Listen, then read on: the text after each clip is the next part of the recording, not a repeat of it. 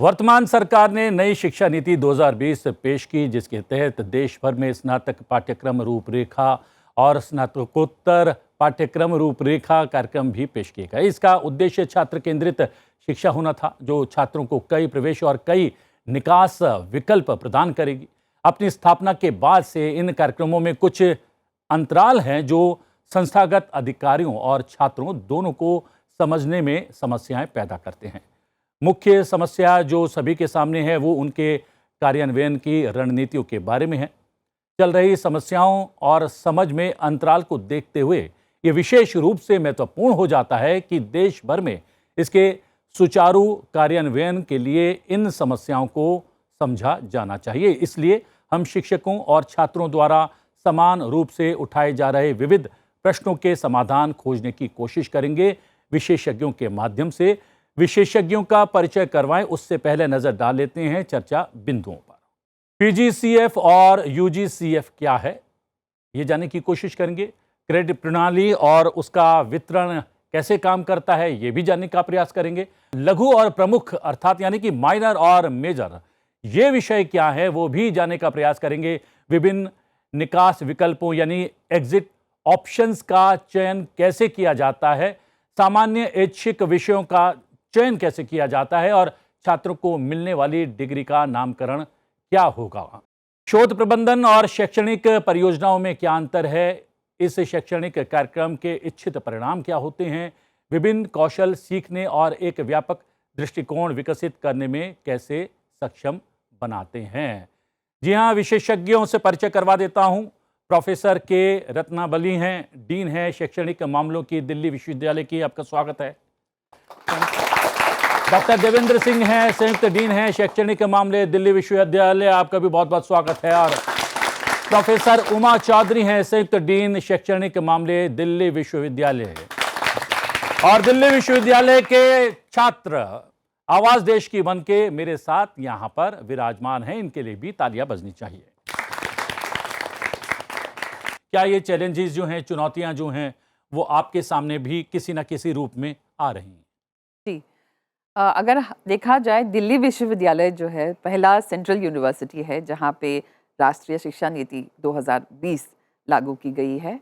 अब 2022-23 में शुरू किया था ये लागू करना। अब जो है स्टूडेंट्स 4th ईयर में है, तो बहुत सारी क्वेरीज आए हुए थे कि कैसा होगा 4th ईयर, और उसके बाद 4th ईयर के बाद कितने साल का पीजी होगा, पोस्ट ग्रेजुएट कोर्स। तो उसके लिए हमने एनईपी हेल्प डेस्क भी बनाए हैं ताकि सारे स्टूडेंट्स और फैकल्टी को इंफॉर्मेशन मिले। उसके संग संग हमने क्या किया है कि स्टूडेंट्स और टीचर्स जितने भी हैं कैपेसिटी बिल्डिंग करते हैं, टाइम टू टाइम हम ट्रेनिंग भी करते हैं उस पर। जी देवेंद्र जी। यूजीसीएफ एक्चुअली यूजीसीएफ इसका 2022 नाम है और पीजीसीएफ 2025 में लागू किया गया है। दोनों ही प्रोग्राम्स को लेके स्टूडेंट्स में भी और कुछ टीचर्स में भी कन्फ्यूजन रहा है। जैसा कि मैम ने अभी बताया कि हमने 1 महीने के लगभग पूरा हेल्प डेस्क लगाया, जिसमें इनकी समस्याओं को दूर कर सकें और ये बता सके कि इसको कैसे लागू करना है। उनको अगर इस प्रोग्राम में कोई चीज़ को कुछ चयन करना है तो कैसे चयन करना है। खासकर जो 4th ईयर में बच्चा है उसको ज़्यादा समस्या आ रही है कि मेरा 4th ईयर में कैसे सब्जेक्ट माइनर और मेजर का चयन करूं, डिजर्टेशन या प्रोजेक्ट में से क्या लूं, और इसके बाद मेरा जब पीजी में जाऊंगा आगे तो 1 साल का होगा या 2 साल का होगा। मैं अपने स्किल बेस्ड कोर्स और दूसरे कोर्सेज में डिफरेंस कैसे करूं। ये सभी समस्याएं आई हैं जिनका निवारण करने के लिए हमने एक हेल्प डेस्क भी लगाया और अभी थोड़े दिनों में इन सारी चीज़ों को लेके हम अपनी वेबसाइट्स पे भी अपलोड करेंगे चीज़ें, और आज के प्रोग्राम के माध्यम से भी लोगों के पास ये संदेश देने की कोशिश करेंगे कि मुख्य समस्याएं ये हैं और उनका समाधान ये है। उमा जी, पता नहीं इसमें कितनी सच्चाई है। क्या ऐसा है कि दिल्ली यूनिवर्सिटी में छात्रों का प्रवेश करने की संख्या इस बार घटी है पहले की तुलना में? अभी तो और क्या ये सब जो क्वेरीज है, ये जो सवाल उठ रहे हैं, उसका भी असर है? ऐसा तो कुछ अभी तक आया भी नहीं, बिकॉज इस टाइम जो एडमिशन्स हैं वो अभी कंटिन्यूड हैं। तो एग्जैक्ट स्टैटिस्टिक्स तो हमें थोड़े दिन बाद पता चलेंगे, बट दिल्ली यूनिवर्सिटी का चार्म, दिल्ली यूनिवर्सिटी की चाह सिर्फ दिल्ली के छात्रों को नहीं, टोटल इंडिया के सारे छात्रों को हैं। हमारे यहाँ पर कॉलेजेस में देखा जाए कितने दिल्ली से बाहर के छात्र एडमिशन ले रहे हैं एंड वो आते हैं पीजी, अगर उनको हॉस्टल नहीं भी मिल रहा कॉलेजेस में फिर भी पीजी लेके रहते हैं। तो मेरे हिसाब से ऐसा कुछ नहीं है। We are trying to get them best through this two different structures that are coming up in Delhi University. I think this is the first central university which has taken this initiative. तो बच्चों के लिए एक बहुत बड़ा they are trying to explore, lot of opportunities are there in these structures. बच्चों को skill development courses मिल रहे हैं, ढेर सारे वैल्यू एडिशन कोर्सेज मिल रहे हैं। तो बच्चे मेरे हिसाब से बहुत संतुष्ट हैं। They are trying to learn so much out of this courses. अब 4th ईयर में उनके पास प्रोजेक्ट और डिजिटेशन या एंटरप्रेन्योरशिप की भी अपॉर्चुनिटीज़ हैं, so they are exploring at their own ends. Ma'am, क्या ये जो भ्रम की सी स्थिति है थोड़ी सी बच्चों के मध्य भी और उनके पेरेंट्स में भी, टीचर्स में भी मैंने देखा कि कमोबेश ये स्थिति कहीं ना कहीं नज़र आती है, तो क्या कुछ किसी प्रकार की वर्कशॉप की आवश्यकता भी पड़ी है क्या, और क्या किसी तरीके की कार्यशाला वर्कशॉप कंडक्ट भी की गई है क्या? जी, समय फ्रॉम टाइम टू टाइम जो है हम लोग वर्कशॉप करते हैं, कैपेसिटी बिल्डिंग की प्रावधान करते हैं। इनफैक्ट प्रिंसिपल्स को भी बुला लेते हैं, उनके नोडल टीचर्स के संग, ताकि जितने भी हमने इंस्ट्रक्शंस या गाइडलाइंस दी है उनको क्लियरली पहुंचा जाए, ताकि स्टूडेंट्स तक उनके माध्यम से पहुंचा जाए। तो मुझे लगता है कि फ्रॉम टाइम टू टाइम, क्योंकि जब जब समस्या आए हैं ऐसा नहीं कि तब हम सोल्यूशन ढूंढ रहे हैं, पर उससे पहले हम सोचते हैं कि क्या क्या आ सकते हैं। जैसे हमने गाइडलाइन बनाई थी जब पहली बार research undergraduate curricular programme में आए हैं 4th ईयर में, तो रिसर्च पहले यूजी में था ही नहीं, पीजी में होता है रिसर्च। तो उसमें हमने क्या किया कि गाइडलाइन बनाया कि कौन सुपरवाइज कर सकते हैं, एलिजिबिलिटी क्या रहेगा टीचर की, क्या टीचर एक पीएचडी डिग्री होल्डर होना चाहिए रिसर्च गाइडेंस के लिए। पर ऐसा कुछ नहीं है, क्योंकि टीचर जो है समय समय पर अपना रिसर्च करते हैं। कोई पीएचडी कर चुके होते हैं या कोई पीएचडी में एनरोल है, कर रहे हैं। तो यूजी लेवल का रिसर्च है, इसलिए हमने कोई भी फैकल्टी मेंबर जो है, असिस्टेंट प्रोफेसर जो है, वो गाइड कर सकते हैं। दूसरा ये क्वेश्चन आता है कि कितने स्टूडेंट्स को एक बार में गाइड कर सकते हैं। तो हमने जो लिमिट रखी है कि मैक्सिमम 10 स्टूडेंट्स जो है हर एक टीचर गाइड कर सकते हैं। बट मुझे लगता है कि अभी 4th ईयर में कितने बच्चे जाएंगे ये भी एक क्वेश्चन है। अभी थोड़े दिनों में क्लियर हो जाएगा कितने स्टूडेंट्स जो है 3 साल के बाद एग्जिट करते हैं, क्योंकि हमारे जो UGCF है हर इवन सेमेस्टर की एंड में एग्जिट का ऑप्शन देते हैं, but with the liberty to come back. 3 साल के गैप के बाद भी आ जाएंगे तो बच्चे अपना जो है 4 ईयर प्रोग्राम कंप्लीट कर सकते हैं। इसी पर सबसे पहले बच्चों से पूछ लेता हूँ, ये जो बहुत सारे बच्चे होते हैं जो कंटिन्यू नहीं रख पाते हैं अपनी स्टडी को, बीच में गैप आ जाता है, ड्रॉप आउट हो जाते हैं, उनके लिए वापस आने का कोई रास्ता नहीं था पहले की शिक्षा नीति में। ये जो मार्ग प्रशस्त किया है, जो ये रास्ता छोड़ा है बच्चों के लिए, वो कितना महत्वपूर्ण है, कोई बोलेगा? जी। First of all, I'd like to take this opportunity to appreciate the initiatives as emphasized by Ms. Uma Chaudhary ma'am, that Delhi University was one of the first universities to implement the UGCF and PGCF framework. Having said that, my main concern that comes into play was regarding the exit opportunities, because the importance of the UGCF framework just not limit itself to the classrooms, but all the way to the placement cell. Will the employers value the exit degrees just as much as the full 4th year degrees would be my question to you, the dignified panel. जो 3 साल के बाद exit करने के बाद जो degree मिलती है, जो आपकी पहले कन्वेंशनल डिग्री मिलती थी NEP लागू होने से पहले, उतना ही वैलिड है।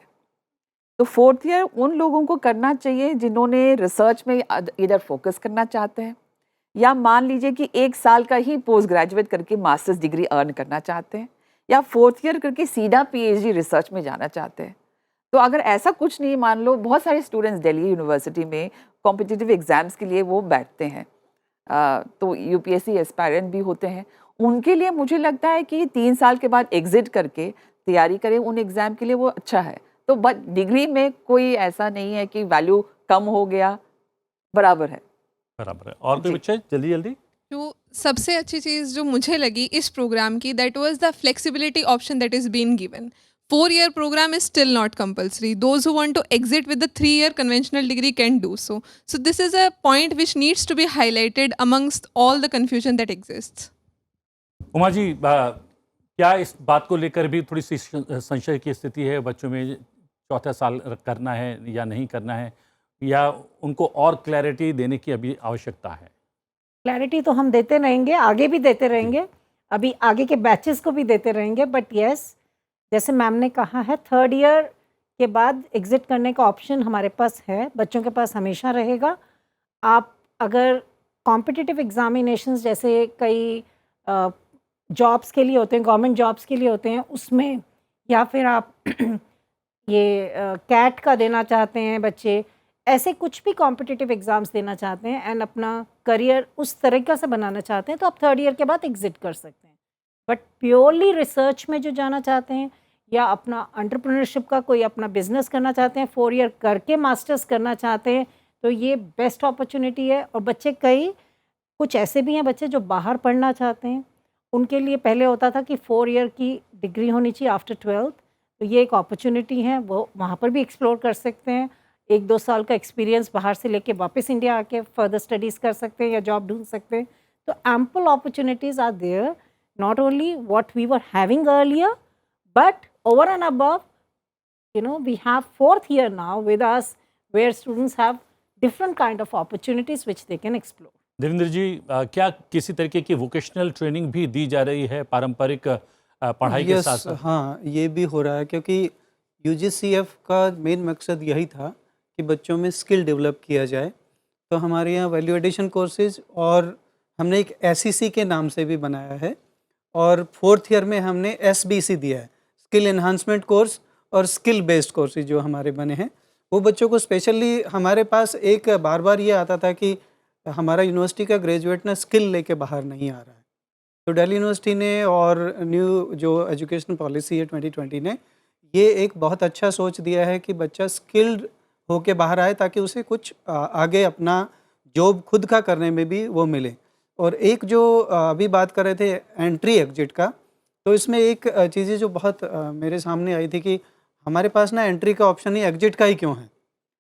तो ये सबको मैं बता देना चाहता हूँ कि जो UGCF 2022 है, ये 4 ईयर प्रोग्राम है.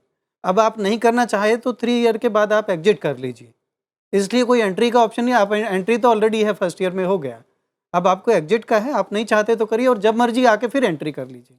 ये ऑप्शन इसमें दिया गया. रत्नवली जी, आप भी कुछ इसमें ऐड ऑन करना चाह रहे थे, क्योंकि कौशल विकास पर इस सरकार का भी बहुत ज़्यादा फोकस है. जी, जो UGCF है, अगर आप देखेंगे 176 क्रेडिट में से 12 क्रेडिट स्किल एनहांसमेंट कोर्सेज के लिए रखा गया है, सेमेस्टर 1 से लेके सेमेस्टर 6 तक. करीब 145 से अबव कोर्सेज बनी हुई है, जिसमें लाइफ स्किल, सॉफ्ट स्किल्स भी है, टेक्निकल स्किल्स भी है. और उस कोर्सेज में कैसे किया है कि हमने 5-6 कोर्सेज ऐसे क्लब किए हैं, अगर बास्केट में रखे हैं, बच्चे की मर्जी है कि कौन सा चूज़ करना चाहेंगे, बट जिससे एक एंटरप्रेन्योरशिप लीड कर सकते हैं. जैसे एग्जांपल मैं दे दूं, एक एक्वा एंटरप्रेन्योरशिप अगर करना चाहे बच्चे, तो वो हाइड्रोफोनिक्स कर सकते हैं, एक्वाफोनिक्स कर सकते हैं, पर्ल कल्चर कर सकते हैं, पीसी कल्चर कर सकते हैं, बायोफ्लॉक टेक्नोलॉजी कर सकते हैं, फिश के फीड कैसे बनाना है. ये सारे जो है 5-6 कोर्सेज अगर इकट्ठा करें तो एक एंटरप्रेन्योरशिप, एक्वा एंटरप्रेन्योरशिप करने के लिए तैयार हो जाएगा. एक और चीज़ हमने किया है कि इसके लिए पहले तारीफ बन जाए.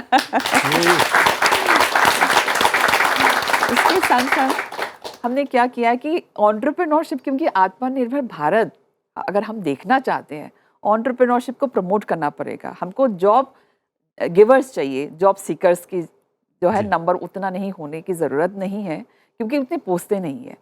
तो क्या किया है कि एंटरप्रेन्योरशिप एक माइनर के तौर पे 28 क्रेडिट्स के लिए हमने 7 पेपर बनवाए हैं, जिससे अगर बच्चा चाहे तो माइनर मिल सकता है, ले सकते हैं एंटरप्रेन्योरशिप में. और 4th ईयर का जो हमारा UG प्रोग्राम है, स्पेसिफिकली एंटरप्रेन्योरशिप का एक ट्रैक बनाया है कि डिसर्टेशन नहीं करना, रिसर्च नहीं करना, मत करो, पर एंटरप्रेन्योर बनना है, एंटरप्रेन्योरशिप करना है. तो हमने सेमेस्टर 7 से लेके 8 तक 1 साल का एंटरप्रेन्योरशिप का वो दिया हुआ है ट्रैक, और स्पेसिफाइड आउटकम है. तो by the end of 8 semester जो है बच्चा रेडी है with an idea which is pitch हो चुका होगा और वो लॉन्च करने के लिए तैयार होगा, तो इस वाह। तरह से बनाएं। कुछ और बच्चे जल्दी से जी हाँ Ma'am, one of the stated objectives of the NEP and the UGCF was to align with global educational standards, which is a truly commendable objective. But however, in the first 2 years of a UG course, each semester students are required to study 7 papers. Now, if we compare this to, say, the US, that is renowned for its education, students are required to study just 4 to 5 papers. Now, what we can see in the implementation is that when you have fewer subjects to study, there is focus on the depth and coverage and comprehensiveness of understanding, as opposed to 7 papers, which inevitably triggers a superficial coverage, superficial race for credits, and the coverage remains very surface level. Now, obviously, whenever new policies are implemented, only then do we realize the lacunae in them. Does the university or the authorities have any plan on bridging this one fault? Can I take it? Ji Actually, NEP जो है when we started to embed in UGCF 2022, मकसद क्या है? Academic freedom देना, freedom to develop their own academic path, बच्चे की अपनी choice के हिसाब से। तो फर्स्ट 2 ईयर जो है, क्योंकि NEP talks about holistic education, so multidisciplinarity भी लानी पड़ेगी, उसके लिए आप जेनेरिक इलेक्टिव्स की कोर्सेज पढ़नी पड़ेगी, स्किल एनहांसमेंट कोर्सेज भी पढ़नी पड़ेगी। एबिलिटी एनहांसमेंट में हमने ज़्यादातर फोकस किया है मल्टीलिंगुअलिज्म पे, ठीक है, तो लैंग्वेज का 2 क्रेडिट का कोर्स तो करना ही पड़ेगा, प्लस हमने वैल्यू एडिशन कोर्सेज, क्योंकि rootedness in Indian ethos and culture भी बहुत इंपॉर्टेंट है, क्योंकि एक होलिस्टिक बंदा तभी बनता है जब उनकी रूटेडनेस हो, है ना। तो इसलिए ऐसा स्ट्रक्चर बनाया गया, but that's only for the first 2 years. 2 साल के बाद आपके पास एबिलिटी एनहांसमेंट कोर्स पढ़ने की ज़रूरत नहीं है, वैल्यू एडिशन कोर्सेज ख़त्म हो चुके होते हैं, सिर्फ स्किल ही ऐसा कोर्स है जो सेमेस्टर 1 से 6 तक जाता है। फिर भी अगर मान लो आपने स्किल एनहांसमेंट कोर्स क्लासरूम में नहीं करना है, तो आपके पास ऑप्शन है सेमेस्टर 3 से सेमेस्टर 6 में आप इंटर्नशिप कर सकते हैं, अप्रेंटिसशिप कर सकते हैं, प्रोजेक्ट कर सकते हैं, कम्युनिटी आउटरीच कर सकते हैं, ठीक है। तो ताकि आप क्लासरूम में बैठ के स्किल एनहांसमेंट कोर्स पढ़ने की जगह आप इंटर्नशिप कर लीजिए, ताकि अगर मान लो एग्जिट करना है तो आपका ऑलरेडी जो इंटर्नशिप का एक्सपीरियंस होगा वो आपकी एम्प्लॉयबिलिटी बढ़ाएगी।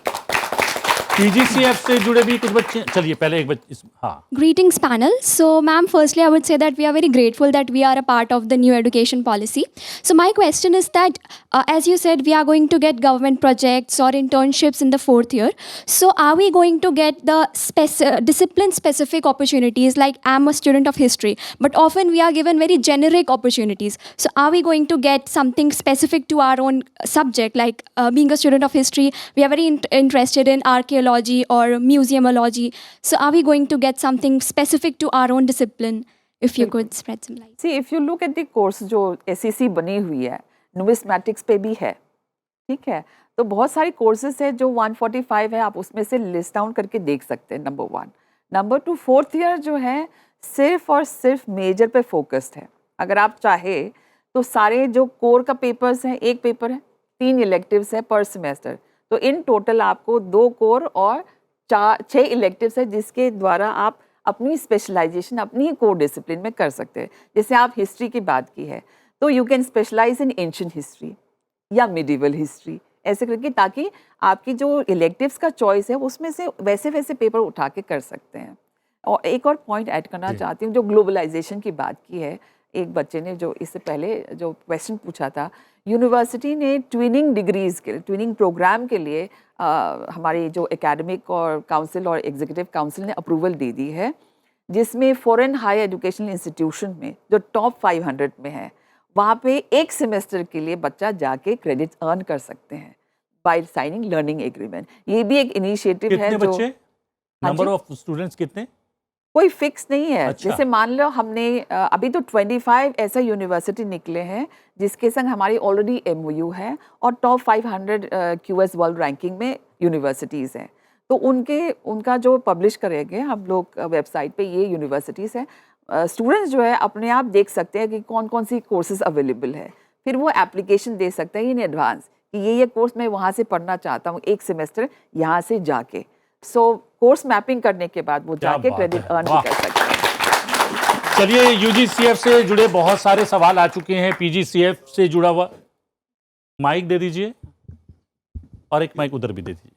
Yes, ma'am, my question was regarding the 1 year postgraduate program that we'll be getting after completing a 4 year UG degree. There are many speculation regarding the curriculum of the 1 year program, because what we are currently getting in a 2 year postgraduate degree is a lot more than what we'll be able to complete in 1 year. So can you please clear the speculations that students have around that? Uma ji, कुछ आप इसको स्पष्टीकरण देना तो चाहेंगे? पीजीसीएफ जो आया है 1 ईयर का, हमारा जो 4th ईयर यूजीसीएफ है उसमें कुछ कोर्सेज तो ऐसे भी हैं जो पीजीसीएफ फर्स्ट ईयर के आए थे, बट डेफिनेटली एक लेवल ध्यान रखते हुए कि यूजीसीएफ में 3 साल पढ़ लिया तो 4th ईयर में उनमें से कौन से आ सकते हैं। बाकी पीजीसीएफ 1 ईयर का जो डिज़ाइन किया है उसका भी स्ट्रक्चर चेंज हो गया है, तो बच्चों को कोई नुकसान नहीं होने वाला, फ़ायदा ही होने वाला है। और रिसर्च कंपोनेंट, एंटरप्रेन्योरशिप की ट्रेनिंग जो बच्चे सीधा पीजीसीएफ मतलब पोस्ट ग्रेजुएशन में पहले लेते थे, अब उनको उसकी नींव अंडर ग्रेजुएट लेवल पे भी मिलने वाली है। उसके ऊपर ओवर एंड अबव अगर आप देखिए, पहले मैं साइंस बैकग्राउंड से हूँ तो मुझे मालूम है हमारे साइंस के जितने भी प्रोग्राम्स थे फर्स्ट सेमेस्टर में मोरलेस यूजी अंडर ग्रेजुएट लेवल के ही बेस होता था फॉर पोस्ट ग्रेजुएशन। वो वाले एक तरह से कुछ बच्चों को रेपिटेशन भी लगते थे with a slight extensive learning, but now वो वाले पेपर्स तुमने अच्छे से पढ़े हुए अंडर ग्रेजुएट में उनकी ज़रूरत नहीं थी। आपको जो बिल्कुल स्पेशलाइज्ड है वो 1 ईयर के प्रोग्राम में बहुत अच्छे से डिपार्टमेंट्स ने सोच के इंटीग्रेट कर दिए, तो एक कोई छोटी सी नुकसान चीज़ नहीं और होगा। ऐड कर देता हूँ मैं जी। इसमें। यूजीसीएफ का जो फर्स्ट ईयर 4th ईयर है एंड पीजीसीएफ का फर्स्ट ईयर है, दोनों के सिलेबस में हमने थोड़ा सा डिफरेंस किया है। दूसरी बात, यूजीसीएफ का 4th ईयर आपको रिसर्च, एंटरप्रेन्योरशिप और प्रोजेक्ट की अपॉर्चुनिटी दे रहा है, जो कि उस फर्स्ट ईयर से बहुत अलग है और बहुत अच्छा है। ये जो एक्सपोजर होगा ये आपको आगे बहुत, जैसे आपने कहा कि रिसर्च अपॉर्चुनिटीज आगे मिल सकती हैं, तो उस रिसर्च अपॉर्चुनिटी के लिए आपको तैयार कर दिया जाएगा। 6th या 7th सेमेस्टर में एक रिसर्च मेथोडोलॉजी भी आप पढ़ चुके होंगे, साथ में आप अभी रिसर्च कर रहे हैं या डिसर्टेशन लिख रहे हैं, प्रोजेक्ट कर रहे हैं, एंटरप्रेन्योरशिप कर रहे हैं, उसका एक पूरा आपका रिसर्च माइंडसेट भी तैयार हो जाएगा। So this year 4th year is far more better than the first year of MA. Ma'am भी एक अभी चीज कुछ ऐड करना चाहती हूँ, जो 1 ईयर पीजी की बात कर रहे हैं 4th year under graduate programme के बाद, वो 3 स्ट्रक्चर्स है उसका जिसमें कोई बच्चा ऑप्ट कर सकता है। 1 है प्योरली कोर्स वर्क, सिर्फ और सिर्फ पेपर्स पढ़ना है, उसमें रिसर्च का कोई कंपोनेंट नहीं है। दूसरा स्ट्रक्चर ऐसा है कि आप कोर्स वर्क प्लस रिसर्च है, रिसर्च का कंपोनेंट रहेगा, जैसे आजकल में डिसर्टेशन आप लिखोगे उस तरह से होगा। तीसरा कंपोनेंट स्ट्रक्चर जो है ऐसा है कि आप प्योरली रिसर्च करेंगे, तो उसमें जो आपकी रिसर्च टॉपिक है उसे अलाइन 2 कोर पेपर्स पढ़ेंगे, बाकी जो है वो tools of research, advance research methodology या रिसर्च राइटिंग कैसे करना है उस पर फोकस है, प्योरली रिसर्च है। तो ये 3 ऑप्शंस आपको मिलेंगे पीजी के 1 ईयर पीजी में। तो डिपेंडिंग अपॉन योर चॉइस, मान लो किसी का ऑलरेडी रिसर्च में फोकस है, जो 4th ईयर में आपने रिसर्च किया उसका एक्सटेंशन आपने मास्टर में करना चाहता है, then you can purely focus on the research component. जी। मैम, मेरा सवाल है कि जैसा हम जानते हैं कि एनईपी के अंडर से बीए प्रोग्राम के भी कोर्सेज हैं और ऑनर्स के भी कोर्सेज हैं, तो हमें देखने को ये मिलता है कि जो प्रोग्राम के कोर्सेज है वहाँ पर अगर आप 4th ईयर करते हैं तो फिर आपको वहाँ ऑनर्स की डिग्री मिलती है एक सब्जेक्ट में, और जब हम ऑनर्स के कोर्सेज करते हैं तो रिसर्च की डिग्री मिलती है। तो कहीं ना कहीं इसके बीच का जो अंतर्द्वंद है मैम वो बहुत ज़्यादा बढ़ते चला जा रहा है, हम बच्चों को ये फेस करना पड़ता है, कुछ चीज़ें समझ में नहीं आती हैं। तो इसके ऊपर मैम अगर आपकी थोड़ी सी क्लैरिटी मिल जाती तो अच्छा रहता मैम। ठीक है, इसका मैं रैशनल बता देती हूँ। जी। सबसे पहले जो ऑनर्स प्रोग्राम होती है उसका जो कोर सब्जेक्ट है एक ही सब्जेक्ट होता है। मान लो बीएससी ऑनर्स फिजिक्स है तो कोर पेपर के तौर पे आपने फिजिक्स ही पढ़ना और कुछ नहीं। बीए प्रोग्राम है तो 2 डिसिप्लिन पढ़ने, मान लो हिस्ट्री एंड पॉलिटिकल साइंस का कॉम्बिनेशन है। यूनिवर्सिटी में 1500 से ज़्यादा बीए प्रोग्राम की 2 सब्जेक्ट की कॉम्बिनेशंस है, तो आप जो सोच सकते हैं कुछ भी, मतलब it can be maths and economics, history and English, political science and philosophy, ऐसे करके 1500 से ज़्यादा कॉम्बिनेशन है। इसमें आपने शुरू से ही तय कर लिया कि मैं 2 डिसिप्लिन को कोर मान के चलूँगी, तो उससे क्या होता है, बीए प्रोग्राम के कोर्सेज में आप ज़्यादा से ज़्यादा जो आपकी मेजर बनती है उसका क्रेडिट 96 से 100 के आसपास हो सकता है मैक्सिमम। अब जिसने सिंगल कोर डिसिप्लिन प्रोग्राम जो ऑनर्स वाले प्रोग्राम करते हैं वो मिनिमम 108 अर्न करते हैं और मैक्सिमम 132 आउट ऑफ 176 क्रेडिट। तो इसलिए ये जो अंतर है क्रेडिट के, बिकॉज क्रेडिट का नंबर ज़्यादा है का मतलब आपने ज़्यादा पढ़ाई उसमें डिसिप्लिन में की है। तो इसलिए जो ऑनर्स हम 3 इयर्स में दे चुके हैं वो बंदा जब 4th ईयर में जाता है तो उसको ऑनर्स विद रिसर्च देते हैं अगर डिसर्टेशन लिखता है या एकेडमिक प्रोजेक्ट करते हैं। अगर ये स्टूडेंट एंटरप्रेन्योरशिप लेते हैं तो उनकी डिग्री की नोमेनक्लेचर होगा जो भी बीएससी या बीए ऑनर्स विद रिसर्च, अगर रिसर्च करते हैं तो, अगर एंटरप्रेन्योरशिप करते हैं तो ऑनर्स विद एंटरप्रेन्योरशिप। तब बीए प्रोग्राम का क्या है, आपने जो है ऑनर्स का जो 80 क्रेडिट्स है वो 4th ईयर आने के बाद ही अर्न करते हैं, जबकि सिंगल कोर डिसिप्लिन प्रोग्राम में वो 80 क्रेडिट्स ऑलरेडी 3 साल में अर्न कर चुके हैं। इसलिए आपका जो है ऑनर्स ही डिग्री मिलेगा at the end of 4 year.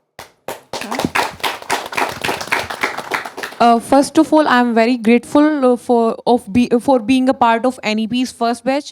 As a 4th year student, my question to you is that, ma'am, as you said कि as a program student, BSc program student, हमें सिर्फ 4th year के completion पे honors की degree मिलेगी। लेकिन my question is that कि अगर हम dissertation लिख रहे हैं फिर भी हमारे साथ ऐसा भेदभाव क्यों? वही मैंने जो क्रेडिट का एक्सप्लेनेशन दिया है।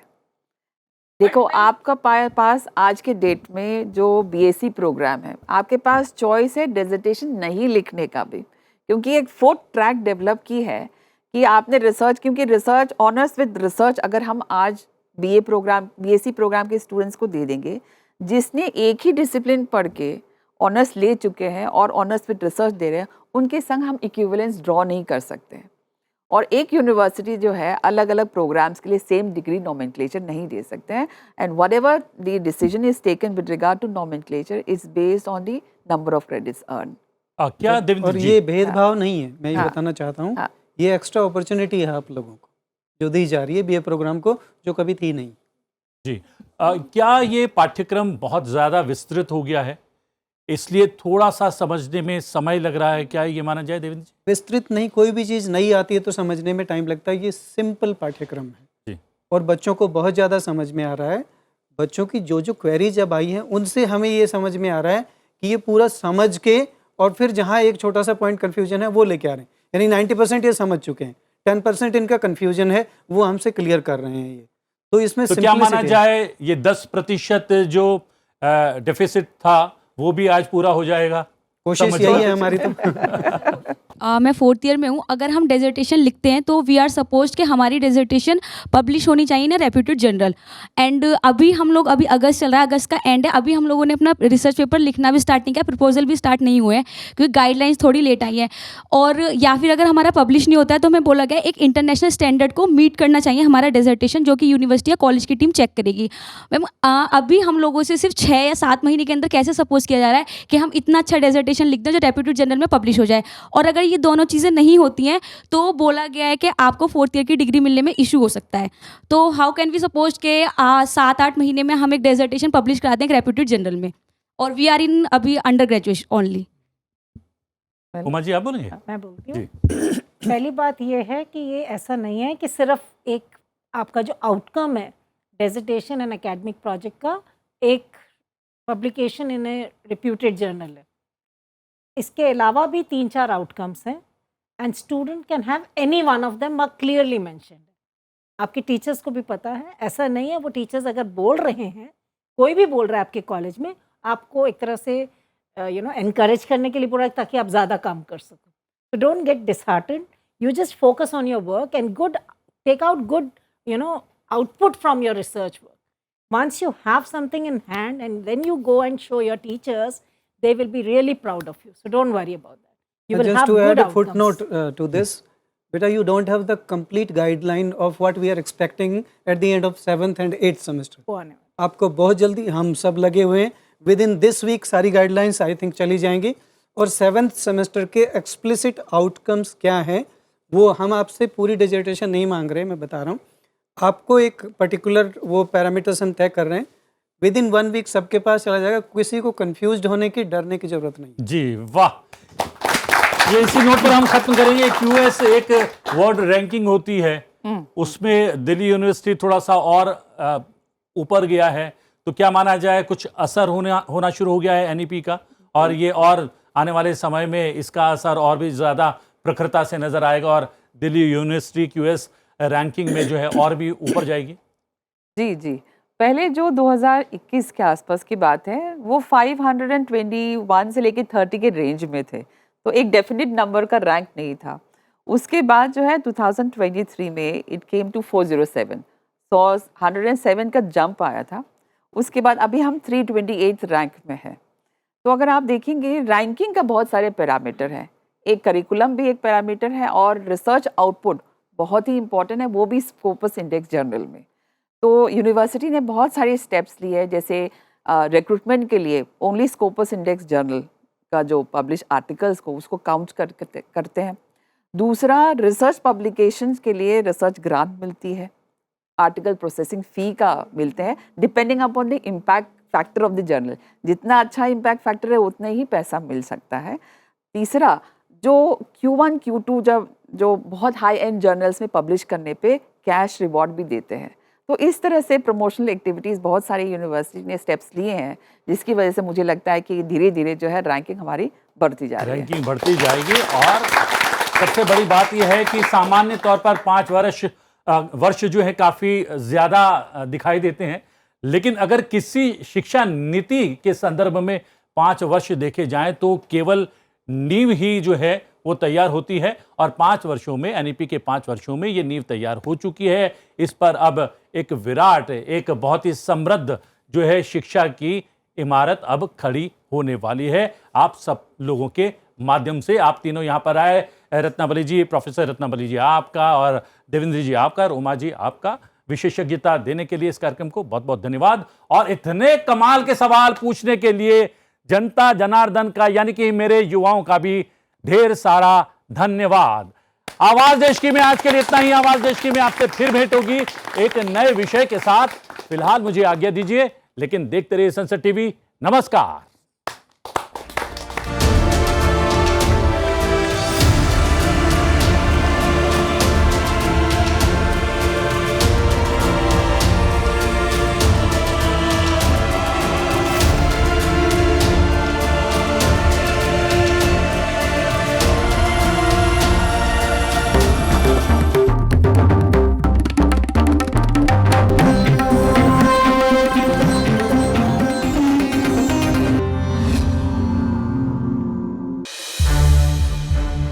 संसद टीवी के और भी प्रोग्राम्स देखने के लिए सब्सक्राइब करें हमारा YouTube चैनल और हाँ, इन्हें लाइक और शेयर करना ना भूलें।